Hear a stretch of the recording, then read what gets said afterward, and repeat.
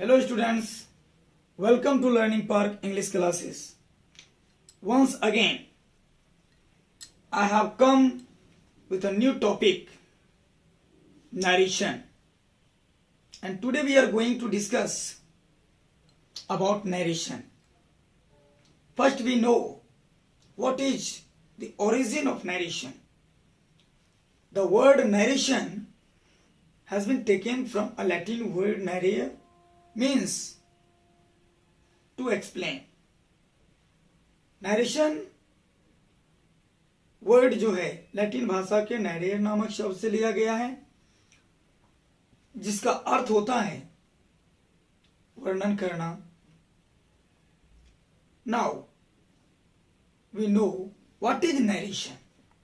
Narration क्या है? Narration is a way of telling or giving on account of the speech of the speaker. Narration is a way of telling or giving on account of the speech of the speaker. जब वक्ता के वक्तव्य को हूबहू उन्हीं के शब्दों में या उनके कहने के भाव को स्पष्ट करते हुए किसी अन्य तरीका से व्यक्त किया जाता है, उसे नरेशन और स्पीच कहते हैं. आइए हम देखते हैं यहां नरेशन क्या है. Narration is also known as speech. Narration को स्पीच भी कहा जाता है और इनका अर्थ होता है कथन. जैसा कि आप जानते हैं कि अभी आपके पास भी समय नहीं है और नरेशन को बहुत कम समय में सीखना है, क्योंकि आपका जो परीक्षा है बहुत ही नजदीक है. इसलिए आइए हम लोग नरेशन को सटीक ट्रिक के माध्यम से जानते हैं. शुरू से अंत तक देखिएगा, बहुत मजा आएगा नरेशन पढ़ने में. और नरेशन का 3 वीडियो डालेंगे, उसी में आपका पूरा नरेशन चुटकी में बन जाएगा. आइए देखते हैं. आज तक आप ऐसा ट्रिक नहीं देखे होंगे जैसा ट्रिक मैं नरेशन में देने जा रहा हूं. I have already told you about the origin of narration. I have already discussed about the definition of narration. Now we know the types of narration or speech. अब हम लोग जानेंगे नरेशन और स्पीच का प्रकार. स्पीच कितने प्रकार के होता है? तो 2 प्रकार के होता है. एक होता है डायरेक्ट स्पीच, दूसरा होता है indirect speech. There are 2 types of speech, direct speech and indirect speech. Direct speech is also known as direct narration. Indirect speech is also known as indirect narration. Listen, there are 2 types of narration or speech, direct speech and indirect speech. Direct speech is also known as direct narration. Indirect speech is also known as indirect narration. Now, the question is, what is direct speech? Direct speech means in Hindi प्रत्यक्ष कथन, प्रत्यक्ष कथन. And indirect speech means in Hindi अप्रत्यक्ष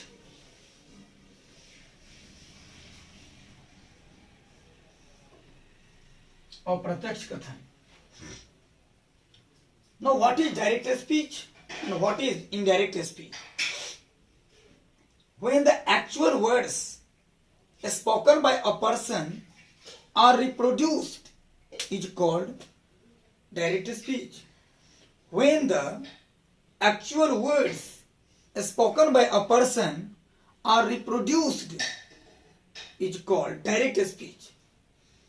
जब वक्ता के कथन को हूबहू उन्हीं के शब्दों में कह या व्यक्त कर दिया जाता है उसे डायरेक्ट स्पीच अर्थात प्रत्यक्ष कथन कहा जाता है। When the actual words spoken by a person are reported by someone else in his or her own words is called indirect speech। जब वक्ता के कथन को हूबहू उन्हीं के शब्दों में नहीं कहकर बल्कि उनके कहने के भाव को स्पष्ट करते हुए किसी दूसरे व्यक्ति के द्वारा उनके अपने शब्दों में व्यक्त किया जाता है उसे इनडायरेक्ट स्पीच अर्थात अप्रत्यक्ष कथन कहते हैं। फिर से समझिए, जब वक्ता के कथन को हूबहू उन्हीं के शब्दों में नहीं कहकर बल्कि उनके कहने के भाव को स्पष्ट करते हुए किसी दूसरे व्यक्ति के द्वारा उनके अपने शब्दों में व्यक्त किया जाता है तो उसे इनडायरेक्ट स्पीच अर्थात अप्रत्यक्ष कथन कहते हैं। There are 3 parts of direct speech. Direct speech का 3 भाग हैं। Reporting speech, comma and inverted commas, and third is reported speech।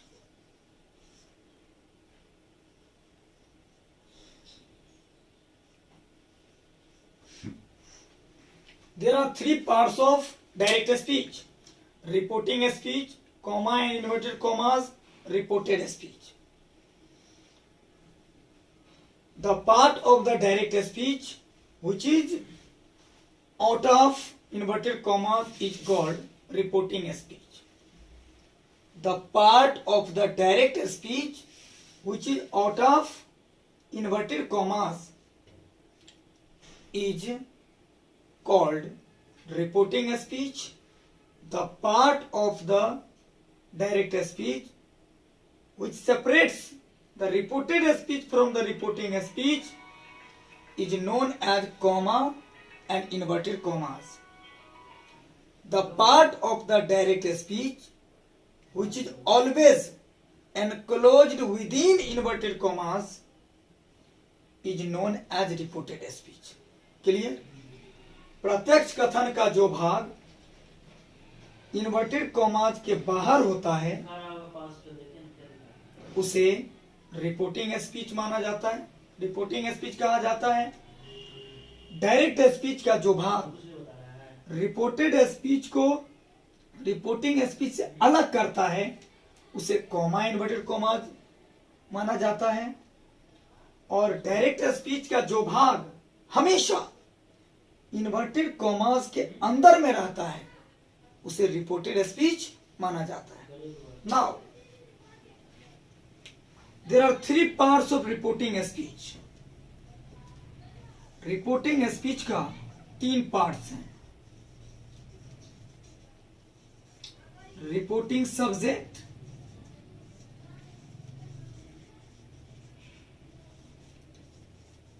Reporting verb,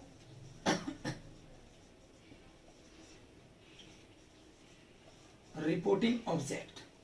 reporting subject in short RS, reporting verb in short RV, and reporting object in short RO। Clear? देखिए, direct speech का 3 parts हैं।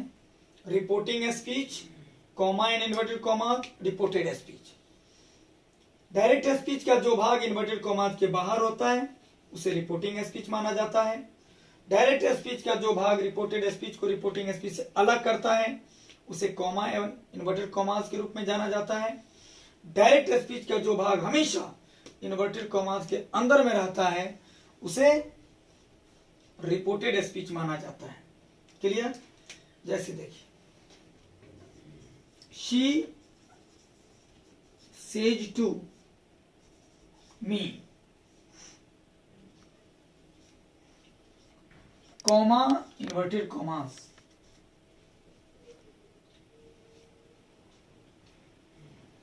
Comma inverted commas,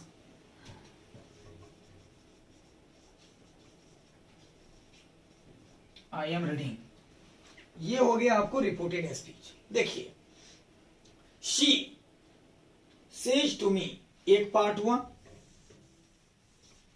और ये बीच में एक part हुआ, और यहां से एक पार्ट हुआ, यानी 3 अलग अलग पार्ट्स। तो शी हो गया रिपोर्टिंग सब्जेक्ट, सेज टू हो गया रिपोर्टिंग वर्ब, मी हो गया रिपोर्टिंग ऑब्जेक्ट। ये कॉमा इन्वर्टेड कॉमास और इन्वर्टेड कॉमास के अंदर में जो भाग है, this is reported speech. Clear? फिर से समझिए, डायरेक्ट स्पीच का 3 पार्ट्स होता है। रिपोर्टिंग स्पीच जो इन्वर्टेड कॉमास के बाहर होता है, बीच में होता है कॉमा इन्वर्टेड कॉमास जो रिपोर्टेड स्पीच को रिपोर्टिंग स्पीच से अलग करता है, और तीसरा होता है रिपोर्टेड स्पीच जो हमेशा इन्वर्टेड कॉमास के अंदर में रहता है। अब आते हैं इनडायरेक्ट स्पीच। इनडायरेक्ट स्पीच का भी 3 पार्ट्स हैं। Reporting speech,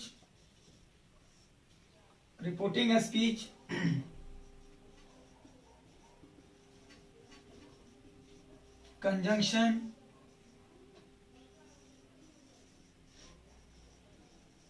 reported speech. Clear? इसमें हो जाएगा आपको she tells me that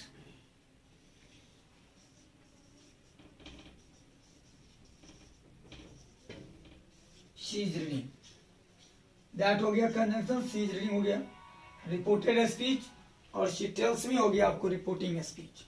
देखिए, शी टेल्स मी हो गया रिपोर्टिंग स्पीच, दैट हो गया कंजंक्शन, और रिपोर्टेड स्पीच हो गया सी इज रीडिंग।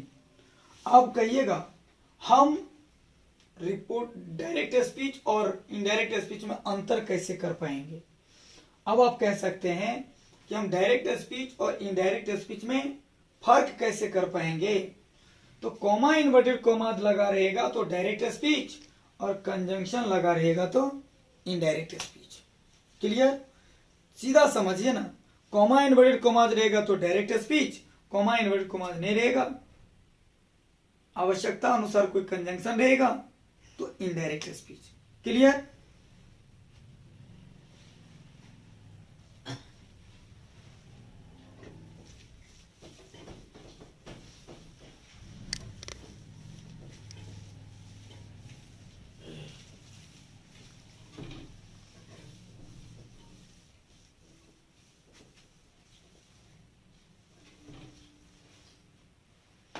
तो इस वीडियो में इतना आप लोग याद रखेंगे। अगला वीडियो जिसमें आप लोगों को बताया जाएगा कि कुंडली चार्ट क्या होता है, कुंडली का मिलान कैसे होता है, अर्थात चेंज ऑफ पर्सन, वो सबसे ज्यादा इंपॉर्टेंट है। अधिकतर बच्चा चेंज ऑफ पर्सन और चेंज ऑफ टेंस में फंसता है, कठिनाई झेलना पड़ता है अधिकतर बच्चा को। इसलिए अगला वीडियो सबसे मजेदार वीडियो होगा जिसमें आप लोगों को बताया जाएगा कि कुंडली चार्ट क्या होता है, कुंडली कैसे मिलाया जाता है, यानी चेंज ऑफ पर्सन के अंतर्गत, जिसको आप लोग चेंज ऑफ पर्सन कहते हैं, उसको एकदम जादुई तरीका से बताया जाएगा आप लोगों को कि कुंडली चार्ट क्या है, कुंडली चार्ट में कुंडली कैसे मिलान करेंगे, ये सब अगला वीडियो में हम लोग जानेंगे। इस वीडियो में इतना ही। Thank you very much. यदि आप लोगों को ये वीडियो अच्छा लगे तो लाइक जरूर कीजिएगा, शेयर कीजिएगा, और सब्सक्राइब यदि अभी तक नहीं किए हैं तो सब्सक्राइब जरूर कर लीजिएगा, और अपने दोस्तों के भी जरूर शेयर कीजिएगा। जो दोस्त आप लोगों के नरेशन की परेशानी को झेल रहा होगा उनको ये वीडियो बहुत ही फायदा पहुंचाएगा। चलिए, बहुत बहुत धन्यवाद। नमस्ते, नमस्कार।